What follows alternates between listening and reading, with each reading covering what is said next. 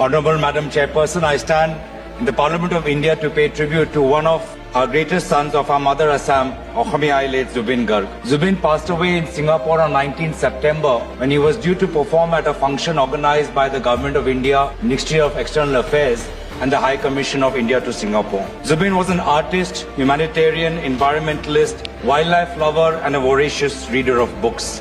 During the 80s and 90s, he gave the people of Assam hope. And in recent years, he gave us moral courage and steel in our spine. He taught us how to overcome personal trauma and not be divided by religion and caste. Truly, Assam meant tea, oil, rhinoceros and Zubin Garg. He showed us a vision of Borokham that is free from hate, fear, suspicion and mistrust. Zubin will always be our Kanchenjunga. Today, the people of Assam miss him terribly. We want justice for Zubin Garg. The state government of Assam says that it was a murder. Then we want to know that how, during a program organized by the government of India, a murder was committed on foreign soil. We want justice for Zubin Garg and we request the government of India to give the highest civilian honor to late Zubin Garg. Thank you.